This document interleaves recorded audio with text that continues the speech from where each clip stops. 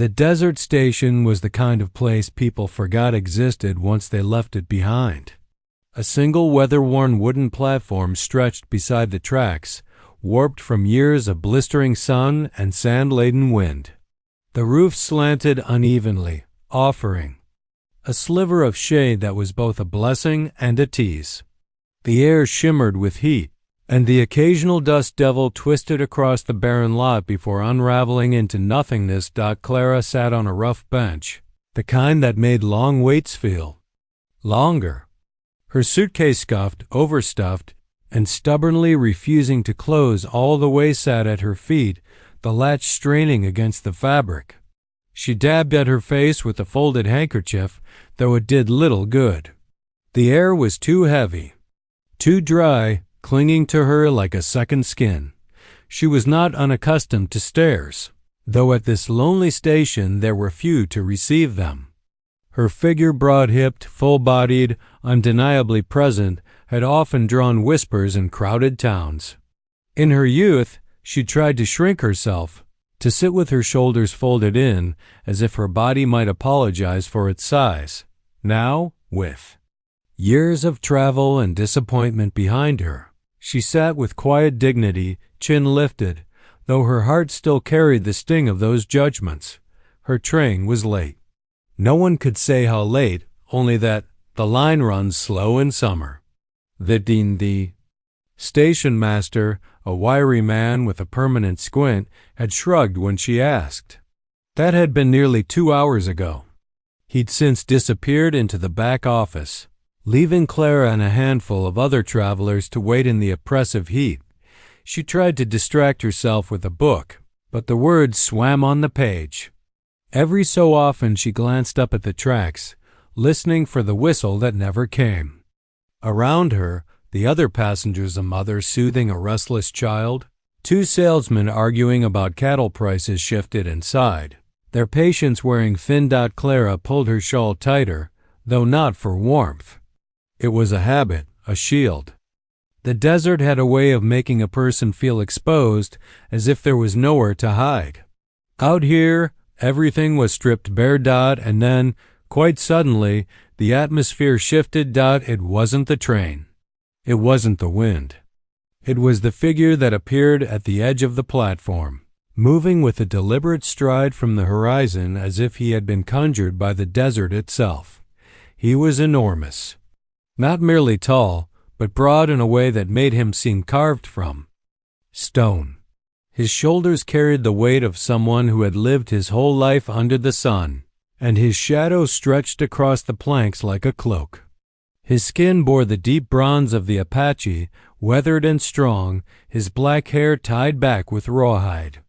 Beads and feathers adorned him in subtle places, not as decoration but as tokens of meaning only he could read. The chatter of the salesman died mid-sentence. The mother hushed her child with a sharp pat. The station master reappeared in the doorway, then froze, his face tightening. A silence fell over the station, thick and brittle, as though the desert itself were holding its breath. Clara's first instinct was not fear but curiosity. There was something commanding about his presence, yes, something that made others shrink back, but she did not feel the urge to flee. Instead, she found herself sitting straighter, her gaze following him as he stepped onto the platform. He did not acknowledge the others, nor did he seem to care about the unease he stirred. His dark eyes swept across the station once, sharp and searching, until inevitably they found hers. For a moment, Clara felt exposed in a way that had nothing to do with her size or the desert heat. His gaze was not cruel, not mocking, not even questioning. It was simply aware, as though he saw her clearly, without the haze of judgment that had so often clouded the way others looked at her. She clutched her shawl tighter around her shoulders. Her breath caught, though she told herself it was the heat. Still, her heart tapped against her ribs like a drum. The warrior paused near the edge of the platform, the boards creaking faintly beneath his weight. His presence filled the station. Without words, and though no one else moved, Clara sensed that something had shifted irreversibly in that instant. She looked away, fixing her gaze on the tracks, pretending to search again for the train. Yet she could feel him still, his shadow stretching near, his attention lingering. For the first time since she'd arrived at the station, Clara no longer felt entirely alone. The man did not simply arrive. He commanded space as if the desert itself parted to make way for him. Where others might shuffle timidly onto the platform, apologizing for their intrusion, he strode forward with the assurance of someone who belonged wherever his feet carried him. The boards beneath him creaked. As he crossed the platform, each step measured, heavy but not clumsy. His presence was undeniable. The other passengers shrank into themselves, whispering with sidelong glances. The salesmen who had moments before been arguing now busied themselves with their watches, muttering about the heat. The mother kept her child pressed tightly to her chest, rocking him with nervous urgency. The warrior ignored them all. His face was calm, unreadable, but his eyes moved constantly sharp, attentive, the way a hawk scans the ground for signs of life. He was not lost. He was not wandering. He was here with purpose. Clara's heart thrummed faster the closer he came. She was no stranger to large men farmhands, ranchers, drifters with shoulders wide from hard labor. But this man was different. His size was only part of it. His silence was the rest. There was no boasting in his stride, no arrogance in his gaze. He moved with the steadiness of a mountain, firm, grounded, impossible to ignore. When he passed near the salesman, one of them, braver or more foolish than the other, cleared his throat. "You lost, Chief?" he asked, his voice tinged with that cruel mockery white men so often wielded when uncertain. The giant turned his head, not quickly, not with anger, simply turned. His eyes fell on the salesman, and the man's words dried on his tongue. Under that gaze, the smirk collapsed into something more sheepish. The warrior said nothing, only held the silence until the salesman looked away, flushed, tugging at his collar as though the desert heat alone could explain his discomfort. Clara felt her lips pressed together, a small flicker of satisfaction.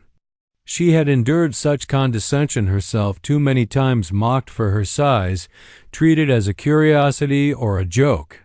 She knew what it was to be on the receiving end of that particular cruelty, and so she recognized something in the giant's silence. A refusal to bow, a refusal to dignify insult with reply. Her fingers twisted in her lap, gripping the damp handkerchief. She should look away, she told herself, but her eyes betrayed her. They followed him as he reached the far end of the platform, near where the station wall cast its meager shade. There he stopped, not to rest, not to wait, but to stand simply. Stand, his presence filling the narrow space until even the station master seemed reluctant to step outside his office. He crossed his arms, his gaze once again sweeping the platform. His eyes lingered briefly on the salesman, then the mother, then the empty tracks beyond. And then, once more, they found Clara. Her throat went dry. This time, he did not look away quickly.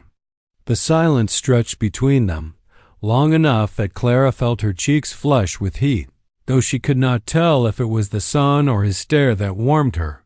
She tried to remind herself that she was nothing special, just a woman waiting for a train, weary from travel, her dress clinging damply to her back. But in his gaze she felt seen in a way that unsettled her. Not appraised, not mocked, acknowledged. Finally, with a small, deliberate motion, he inclined his head toward her. Barely a nod, but unmistakably directed. Clara's breath caught. She looked around instinctively, half expecting to find someone else behind her, someone more deserving of that recognition. But there was no one. Just her suitcase, and the endless desert yawning behind the station.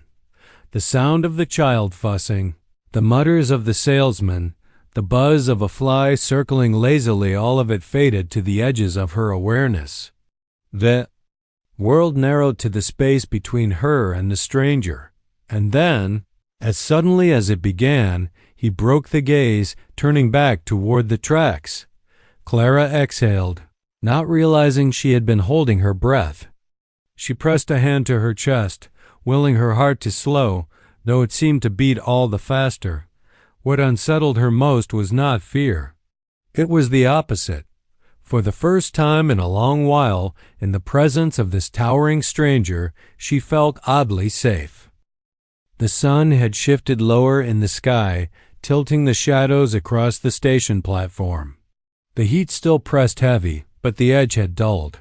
The desert light softened into amber, turning the scrubland into an endless sea of rust and gold. Clara shifted on the bench, fanning herself gently with her folded handkerchief. Though the motion brought little relief, the others remained wary of the towering Apache. The salesman had inched farther down the platform, whispering with darting glances like boys caught in mischief. The mother kept her child close, humming tunelessly, as though her voice could ward away whatever danger she imagined the man brought with him.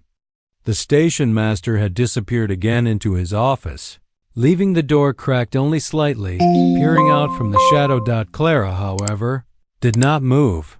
She kept her eyes on her book, though she had not turned a page in half an hour. She wasn't reading, just giving her hand something to hold, something to ground her. From time to time, she stole glances at the man standing in the shade of the station wall. He did not fidget. He did not shift. He stood as if the platform belonged to him, arms folded loosely across his chest, his gaze fixed on the horizon where the tracks disappeared. There was something familiar in that stillness. It took Clara some time to name it. At first, she thought it was patience.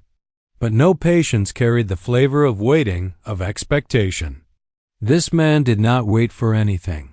His stance was not that of one expecting, but of one enduring. Endurance, yes. That was it. Clara knew. Endurance. She had carried it all her life. Through the pointed looks of strangers, through the polite but strained smiles of relatives who whispered when they thought she couldn't hear. Through years of boarding trains and wagons alone, dragging her heavy suitcase from one town to the next, never staying long enough to be rooted, never welcomed enough to remain. She looked at him again, and in his unyielding stillness she saw her own reflection, different in body, in story, but the same in essence. Both of them, standing apart, not invited into the easy camaraderie of others. Outsiders, not by choice but by truth. The realization struck her with such suddenness that she startled slightly. Her book slipped from her lap, landing with a soft thud on the platform boards. The sound drew his attention. His head turned, slowly but with focus, his eyes meeting hers again. Clara's cheeks warmed. She bent quickly, fumbling to retrieve the book, muttering to herself about clumsiness. But when she sat upright again, she found his gaze had not left her. This time, however, something had changed in it. The first time he had looked at her, his eyes had been measuring, assessing, as if cataloging her presence among the others. But now there was a softness in them, not pity, no. She knew pity all too well, and this was not it. It was recognition. Her fingers tightened on the worn spine of her book. For reasons she could not explain, her throat ached, as though words she had never spoken longed suddenly to be freed. She wanted to ask him his name. She wanted to ask what he saw when he looked at her that way. She wanted to say, I know what it is to be apart. I know the weight of silence, the cost of being seen only for what you are on the outside. But the words stayed locked behind her lips. Years of swallowing them had made them heavy, immovable. The man did not speak either. He held her gaze for a moment longer, then gave the smallest incline of his head, the gesture so subtle she wondered if she had imagined it. Then he turned back toward the horizon. And yet, The recognition lingered. Clara let out a long breath. The desert air was dry, sharp, filling her chest in a way that was both uncomfortable and bracing. She lowered her eyes to her lap, to the book she had no intention of reading, and allowed herself for just a moment to feel less alone. Child whimpered. The mother hushed him. The salesmen grumbled under their breath. The station master's door squeaked faintly as it closed. Life at the station carried on, as ordinary and restless as before, but Clara and the giant Apache had already crossed some invisible threshold. They were still strangers. They had not spoken a word, and yet, through a single exchanged look, a single flicker of understanding, they had recognized in each other a truth that no one else on that platform could see. They were both outsiders carrying solitude like armor, and in that shared loneliness, they had found, if only for an instant, something dangerously close to kinship. The desert had a way of holding its silence, stretching it so thin that even the smallest sound seemed to crash against the stillness. For hours the station had been wrapped in that uneasy quiet broken only by the murmurs of the salesman, the fussing child, the buzz of insects circling in lazy spirals. Then came the distant rumble. At first Clara mistook it for thunder, but the sky was a hard, merciless blue, unbroken by clouds. The sound grew louder, steadier, until it became clear. Hoofbeats. Many of them. The mother stiffened, clutching her child tighter. The salesman straightened, exchanging nervous glances. Even the station master cracked open the office door, his face pale as he peered toward the horizon. Clara rose from the bench slowly, her heart thudding. She shaded her eyes with one hand, staring out past the tracks. A line of dust swirled in. The distance, kicked up by riders moving fast. Bandits. The word didn't need to be spoken. It hung in the air like the metallic tang before a storm. Travelers had whispered of gangs roaming the countryside, men who preyed on isolated stations like this, where the law was nothing more than a rumor carried by the wind. The salesmen began, gathering their cases, fumbling with shaking hands. "We should hide inside," one hissed, jerking his chin toward the office. But the station master barked back, "They'll torch it if we crowd in there. Best scatter, save yourselves." The mother whimpered, rocking her child desperately. Clara stood frozen, her fingers clenching the fabric of her shawl. She had no horse, no wagon, nowhere to run. Her suitcase sat heavy at her feet, useless ballast. Even if she left it, her body slow, untrained for fleeing, would betray her. Her eyes darted to the warrior. He hadn't moved. He stood at the centre edge of the platform, arms lowered now, gaze fixed on the dust rising from the desert. His face remained unreadable, but there was no fear in it, only certainty. Clara's breath came shallow. The others were already scattering, the salesman darting for the sparse scrub brush beyond the tracks, the mother dragging her child toward the office despite the station master's protests. Within moments, she was alone on the platform, alone except for him. The hoofbeats thundered louder, closer. Clara's knees trembled. She bent, fumbling for her suitcase, though the thought of carrying it into the desert made her stomach sink. Her hand slipped on the latch, and she cursed under her breath. That was when she felt it, a hand on her shoulder, large, steady, unshakable. She turned, startled, and found herself staring up into his face. His eyes locked onto hers, dark and resolute. His voice came deep and firm, the first words he had spoken since he arrived. "You're coming with me." For a moment, Clara forgot the hoofbeats, the dust, the panic around them. The words cut through everything else, grounding her. They were not a question, not a plea. They were a command, but not one of ownership. A command of protection. Her lips parted, but no reply came. She only nodded, her throat tight. The warrior bent, seized her suitcase as if it weighed nothing, and straightened in one smooth motion. With his free hand, he gestured for her to follow. Then, without waiting for protest, he stepped off the platform and started toward the far side of the station, where the desert stretched open and raw-dot Clara hesitated only a heartbeat before, hurrying after him. Her steps were clumsy on the uneven ground, but his pace adjusted subtly to hers, slower than his strength allowed, steady enough to keep her close. Behind them, the hoofbeats roared nearer. Shouts rang out, harsh and wild, carried on the dry wind. The bandits were almost upon the station now. Clara glanced back once, just long enough to see the salesman scattering like frightened jackrabbits and the mother vanishing into the offices. Shadow.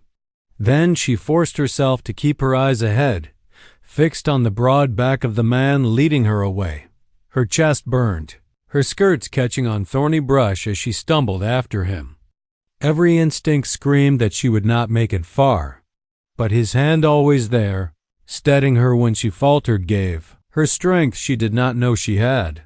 The warrior's silence was no longer the silence of solitude, it was the silence of resolve, of someone who knew the danger and had already chosen his course. And Clara, for the first time in her life, allowed herself to follow. The world behind them was a storm of chaos, hoofbeats thundering, men shouting, dust rising in a choking veil over the station. Clara dared not look back again. She fixed her gaze on the man before her, the giant who moved with such certainty through the desert brush, as though every step had already been mapped in his mind. Her breath came ragged.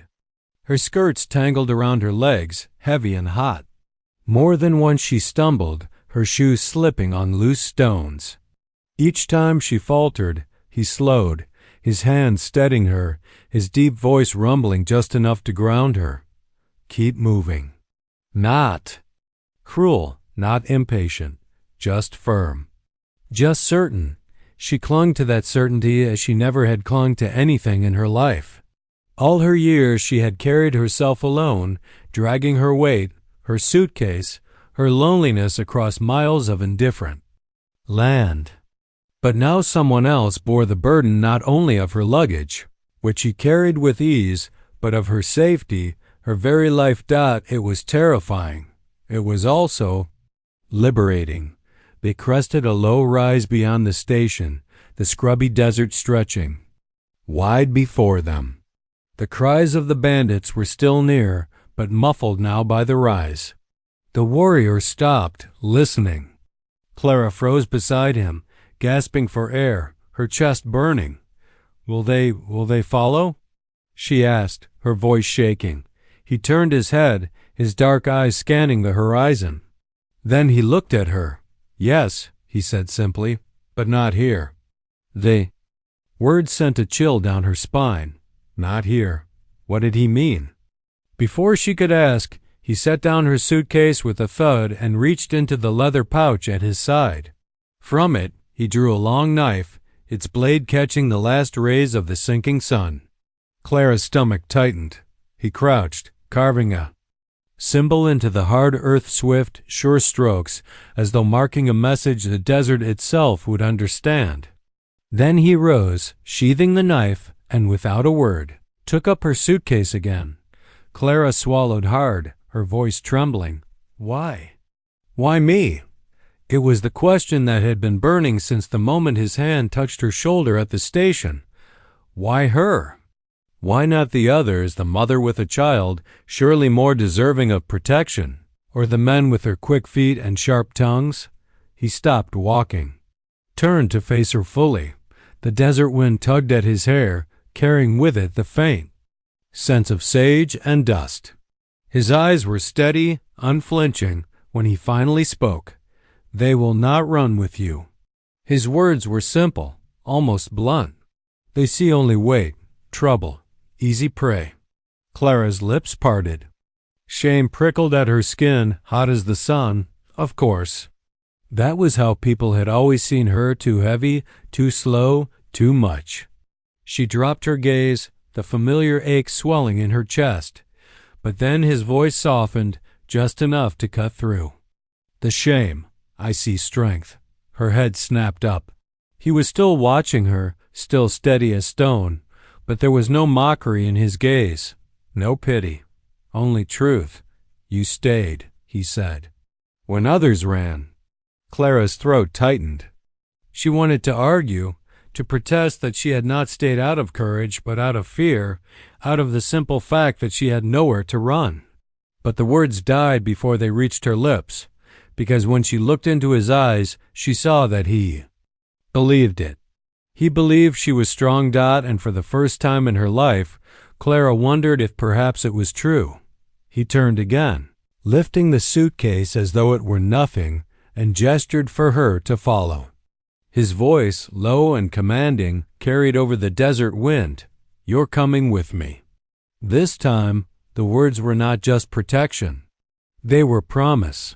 Clara stepped forward, her legs still trembling but her heart steadier than it had been in years. She followed him into the desert, leaving the station and the bandits and the old weight of her solitude behind. For the first time, she did not feel like luggage being dragged from one place to another. For the first time, she felt chosen. The desert opened wide before them, an endless sweep of ochre and shadow. With every step away from the station, the world seemed to grow quieter, as though the cries of the bandits, the clatter of hooves, and the panic of the fleeing passengers belonged to another life. Clara's breaths came harsh and uneven, her skirts heavy with dust.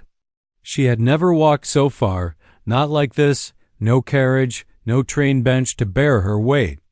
Each stride sent jolts through her knees, each stumble threatened to send her sprawling. Yet somehow she kept moving, not because of herself, but because of him. The giant Apache strode ahead with unyielding certainty, his pace long and steady, adjusted just enough that she could follow. In one hand he carried her battered suitcase, the strap straining but secure in his grip. In the other he carried nothing at all, as if leaving his hand free in case she faltered again. The silence between them was vast, but it was not empty. Clara could hear it in his breathing, measured, controlled as though every motion of his body was deliberate. She could feel it in the way he would glance back when she stumbled, his eyes steady, never condemning. He did not speak often, but his presence itself was a language. At last, when her lungs felt as though they might give out, he halted near a cluster of boulders, worn smooth by centuries of wind. Without a word, he set the suitcase down and gestured for her to sit in the shade they offered. Clara collapsed onto a rock, clutching her shawl, her chest heaving. She pressed her palms to her knees, fighting the urge to apologize for slowing him down. The words hovered on her lips, but something about his stillness stopped her. He hadn't complained once. Not when she stumbled, not when her breathing grew ragged, not even when her pace dragged them slower than a man like him would ever choose to travel. Instead, he crouched a few paces away, drawing a water skin from his belt. He held it out to her. Clara hesitated, her hand trembling as she reached for it. She drank greedily, the cool water spilling down her chin, soaking the front of her dress. When she tried to hand it back, embarrassed, he shook his head. Keep, he said simply. She blinked, then clutched the skin tightly to her chest. Unsure what to say. The silence stretched again, filled only by the rustle of desert wind. Clara dared to study him more closely now.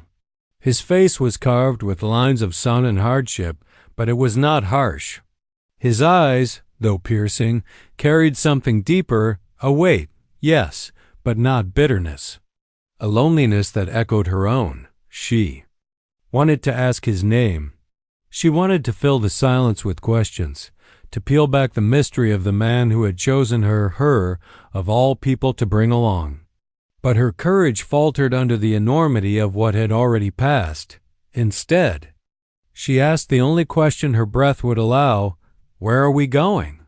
He looked at her, his head tilting slightly, as though considering how much to reveal. "Home," he said. The word struck her like a stone in water. rippling outward through her chest. Home. She had not spoken that word in years, not in any way. That meant belonging. Every stop on her travels had been temporary rooms rented by the week, boarding houses with thin walls, places where she was tolerated but never welcomed. Home had become a word for other people, and yet, here it was. Offered to her not as a comfort, but as a destination. Home, she whispered, more to herself than to him. He nodded once as though that was answer enough and rose to his feet. Lifting her suitcase again, he gestured for her to follow. Clara pushed herself upright, her legs protesting. The heat pressed down, the desert stretched on endlessly, and doubt tugged at the edges of her resolve.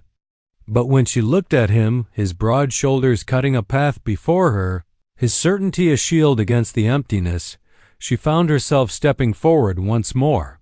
The journey had begun, not just across the desert, but towards something she had never dared believe she might find.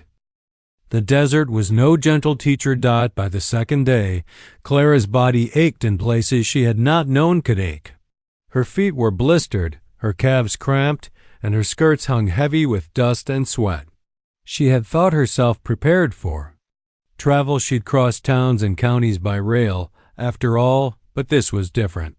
This was the land itself demanding payment with every step. The Apache moved as though born from the desert itself.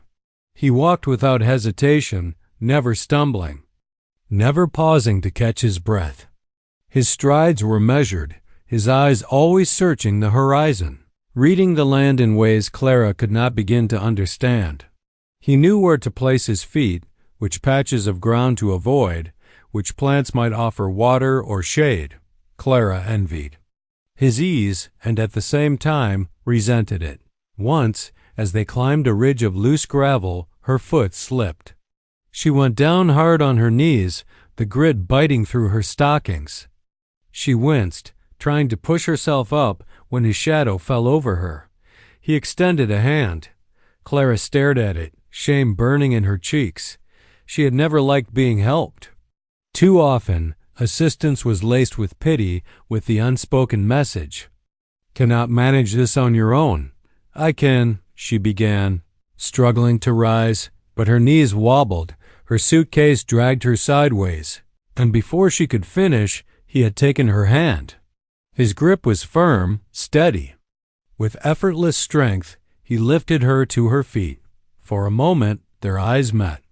His gaze carried no judgment, no pity. Only expectation, silent, steady. "Keep going."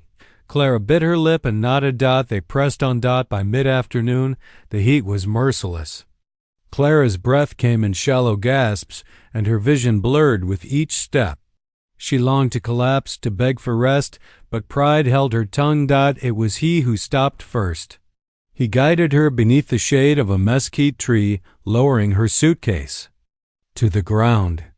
Without a word, he untied a bundle from his belt and unwrapped it.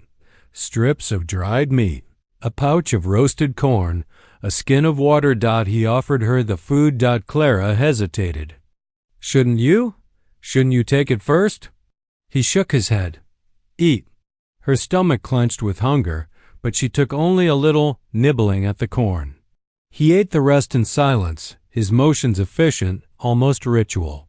When they finished, he refilled her water skin from his own, tying it back at her side with a nod of approval. The simplicity of it humbled her. She was used to meals taken alone in crowded taverns, where people stared or looked away too quickly. But here, in the vast quiet of the desert, food shared without words felt like something sacred. As they rested, Clara gathered the courage to ask at last, "What is your name?" For a long moment, he did not answer. She thought perhaps he had not heard, or that he chose not to tell her. Then, finally, he spoke. "Dakota." She repeated it softly, the syllables unfamiliar but grounding. "Dakota." His eyes flicked to hers, and though his face remained unreadable, she thought she glimpsed something approval, perhaps, or simply acknowledgement. "And you?" he asked. "Clara," she said. Her voice sounded small in the wide desert air. He nodded once. Clara. The way he spoke it plain, without mockery or hesitation, made her name feel new. They continued walking as the sun dipped lower, the air cooling. Clara still stumbled, still ached, but something had shifted. Each time she faltered, Dakota's steady presence was there, an arm offered, a hand extended, a wordless glance that told her she was not a burden. She realized then what made their world so different. She had lived in places where her body marked her as an inconvenience, a joke, an afterthought. But in Dakota's world, under the vast sky and endless horizon, her worth was not measured by appearances, it was measured by endurance, by persistence, by the simple act of rising when she fell. Two worlds, hers of judgment, his of silence, were colliding here in the desert. And in that collision, Clara began to glimpse the possibility of belonging. The desert gave way slowly. What had once been endless sand and scrub grew punctuated by signs of life, patches of cultivated earth, low fences made from mesquite, and smoke rising in thin trails from cooking fires. Clara's heart quickened. For days she had seen only sky, stone, and Dakota's steady back before her. Now ahead, nestled in a shallow valley between ridges, she saw a collection of lodges and timber homes, their roofs patched with hides and brush. Dakota stopped at the ridge's edge, surveying the village below. His face remained composed, but Clara felt a subtle shift in the air, a tension she had not seen in him before. "Is this?" she asked softly. He gave a single nod. "Home." The word struck her again, but now with weight. This was not some empty shelter in the desert. This was where people lived, worked, raised children. This was where Dakota belonged, and she was an outsider. Her stomach knotted as he led her down the slope, her suitcase in his hand. Villagers looked up from their tasks, women grinding. Maize, men repairing tools, children chasing each other through the dust. One by one they noticed Dakota's return, and one by one their gazes slid to Clara. She felt their eyes as keenly as the sun's heat. Whispers began, too low for her to catch, but their tones were unmistakable. Surprise, confusion, suspicion. Some of the children giggled behind their hands, but were quickly hushed by stern mothers. Clara's shawl felt suddenly too thin, her body too large. She tugged it tighter, wishing she could shrink into it. Dakota did not slow. His long strides carried him straight into the heart of the village, his shoulders broad, his gaze steady. He did not acknowledge the stares, did not return the whispers. He walked as though her presence needed no explanation. At the largest lodge, an older woman emerged, her hair silver, her back still straight despite the years. She studied Clara with piercing eyes before turning to Dakota. They exchanged words, in a language Clara did not understand, his voice low and firm, hers sharp with questioning. Clara shifted uncomfortably, heat rising in her face. She knew the cadence of doubt well enough, even if she couldn't grasp the meaning. Finally, the elder woman stepped closer to Clara, her gaze traveling from head to toe. Clara braced herself for the familiar judgment, mockery, disdain, but what she received instead was silence. A silence so intent it made Clara's pulse quicken. Then, with a small huff, the elder nodded and gestured for Dakota to continue. The tension in Clara's chest loosened slightly. Dakota led her to a smaller lodge at the edge of the village. Inside, the air was cool, the walls lined with woven mats, the floor spread with furs. He set down her suitcase, then stepped back, as if to say, "Here, this is yours now." Clara sank onto one of the furs, her legs trembling from the journey. She looked around, overwhelmed. This is your home?" He inclined his head. "Ours," he corrected. The word rooted itself deep in her chest.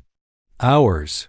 But outside, she still heard the murmurs of villagers, their footsteps passing close, their voices questioning. She knew acceptance would not come easily. Perhaps it would never come at all, and yet, for the first time, Clara felt a seed of something new stirring in her heart. Not just gratitude, not just relief, but the faint, impossible bloom of belonging.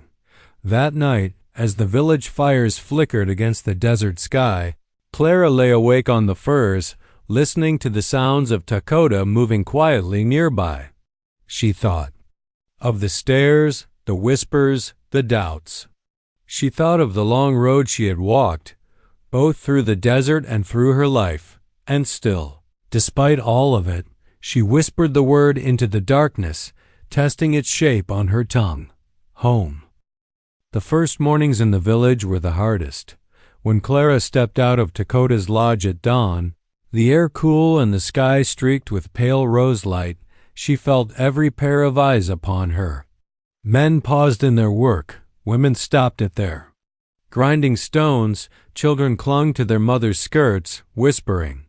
The weight of their stares pressed harder than the desert sun ever had. Dakota walked ahead as though none of it touched him. He greeted the elder women with a solemn nod, exchanged quiet words with the hunters preparing to ride out. Clara followed in his shadow, but the distance between her and the others felt as wide as the desert they had crossed. That first day, she did little. She sat in the lodge, clutching her shawl, listening to the sounds of village life outside, the rhythmic pounding of maize, the chatter of children, the low rumble of men discussing the hunt. She felt useless, a guest without purpose, an outsider whose presence was tolerated only because Dakota willed it. But the second morning, Clara could no longer sit idle. She saw a group of women gathered near the fire, sorting beans and corn. Their hands moved swiftly, their laughter easy, their voices flowing like water. Clara lingered at the edge, torn between longing and fear. She had been laughed at before, mocked when she tried to join in where she wasn't welcome. Her chest tightened with the old, familiar ache of exclusion. Then one of the women glanced up. Her gaze swept over Clara's body hesitant, weighing butt. Instead of turning away, she shifted the basket of beans slightly toward her. An unspoken invitation. Clara's heart leapt. She moved forward, lowering herself carefully to the ground. At first, her fingers clumsy, she fumbled with the beans, dropping more than she sorted. The women chuckled not cruelly, but warmly, as one might at a child learning a new game. Clara flushed, but kept at it. Soon her hands found a rhythm, and before long, she was laughing with them. By midday, her back ached from sitting, but her spirit soared. For the first time in years, she had laughed alongside other women, not as a curiosity or an outsider, but simply as one of them. That evening, she returned to the lodge with dust on her skirts and beans still under her nails. Dakota watched her. As she sank onto the furs, his dark eyes steady. "You worked," he said. Clara nodded, unable to keep the pride from her smile. "I did." He inclined his head once, approval flickering in his gaze. It was a small thing, but it rooted deeper in her heart than any praise she had known. The days stretched into a pattern. Clara rose with the sun, her body still heavy but her spirit lighter. She learned to grind maize, her arms aching but steady. She helped mend clothing, her stitches uneven but improving. She carried water from the well, slower than the others, but always finishing the task. Children, once wary, began to linger near her. They giggled at her awkward attempts with the grinding stone, but soon they were offering to show her the tricks of balance and motion. One bold little girl placed a necklace of woven grass around Clara's neck, declaring, "Now you are one of us." Clara's eyes stung as she pulled the girl into her arms. At night, she and Dakota shared simple meals in silence, but the silence no longer felt empty. It was companionable, solid, a bridge rather than a barrier. Sometimes when the fire burned low, Clara caught him watching her, not with curiosity, not with judgment, but with the same recognition she had first seen at the station, and she realized then she was no longer invisible, not the butt of whispered jokes, not the woman left behind on benches and platforms. Here, her hands had purpose, her laughter was welcome, her presence mattered. She was becoming part of something larger than herself. Belonging did not come all at once. It came in moments, a shared glance, a child's smile, a woman pressing half a loaf of cornbread into her hand. Piece by piece it built itself around her until Clara, who had once wandered without anchor, began to feel the roots of a new life sinking quietly into the desert soil. And when she whispered to herself at night, the word home no longer sounded like a dream. It sounded real. The desert night was a living thing. It breathed cool winds that rustled the mesquite and carried the faint smell of smoke from the village fires. Overhead, the sky stretched vast and endless, spangled with stars so thick and bright that Clara felt she could reach up and pluck one from the darkness. She sat just outside the lodge, wrapped in her shawl, the warmth of the fire behind her, the quiet hum of the village settling into sleep. For the first time since her arrival, she felt no eyes on her, no whispers at her back. The world was still, and in that stillness she allowed herself to exhale. Dakota emerged from the lodge a moment later. He carried no weapon, no burden, only himself. His footsteps were soft, but the ground seemed to acknowledge him nonetheless. He lowered himself onto the earth beside her, his broad frame silent company in the cool night. For a long time neither spoke. They simply watched the stars. Clara found comfort in the silence between them. It was not the silence of strangers, but of two people who had endured something together and no longer needed to explain it. At last, she whispered, "Do they still doubt me?" Dakota's head turned slightly. His gaze followed hers to the darkened huts and smoldering fires. "Some," he admitted, "but less each day." Clara sighed. "I don't want to be a burden to you." He looked at her then fully, his eyes catching the starlight. "You are not a burden." Her throat tightened. She had heard reassurances before, muttered half-heartedly by strangers eager to end a conversation, but never with such certainty. His words were stone, immovable, undeniable. Still, old habits clung. "I know I'm not." She hesitated, the shame rising in her chest. "I'm not what they expect, not what anyone expects." Dakota's brow furrowed. He reached down, picking up a small stone, rolling it between his fingers before letting it fall. His voice was quiet but steady when he spoke. "You walk the desert without quitting. You carry water when it is heavy. You laugh with the women, and the children come to you. That is enough. More than enough." Clara blinked against the sudden sting in her eyes. The desert air was dry, but her tears welled easily. "You see me differently than others do." Dakota's expression softened, just slightly, but enough for her to feel it. "I see you as you are." The words struck her, deeper than she expected. For so long, she had lived beneath the weight of other people's perceptions, too large, too slow, too unworthy. But here, beside this man who had crossed the desert with her, who had pulled her to her feet when she stumbled, who had spoken her name without mockery, here she was simply Clara. They sat in silence again, the vastness of the desert wrapping around them like a cloak. Somewhere in the distance, a coyote called, its cry echoing against the ridges. Clara turned toward him, her voice trembling but sure. "When you found me at the station, why did you take me?" His gaze returned to the stars. He was quiet for so long she thought perhaps he would not answer. Then, slowly, he said, "Because you were alone." "And so was I," her breath caught. She had not considered his loneliness, hidden beneath his strength and stature. But she saw it now, the quiet man, towering and unyielding, yet carrying the weight of solitude as she did. Something inside her shifted. as though two long-forgotten pieces of herself had finally found where they belonged. Tentatively, she reached for his hand. His fingers were rough, calloused, but when they closed around hers, they were gentle. The warmth of his palm steadied her, grounded her, and for the first time in her life, Clara did not feel too much or too little.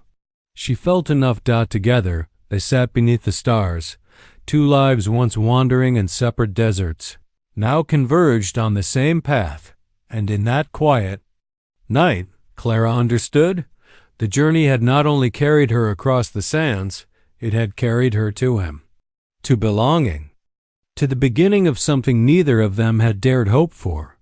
When she finally laid her head against his shoulder, he did not move away. His arm came around her, strong and certain, holding her as though she had always been meant to be there. Fire crackled low, the stars burned bright, and the desert whispered around them. Not strangers, not outsiders. Home, together.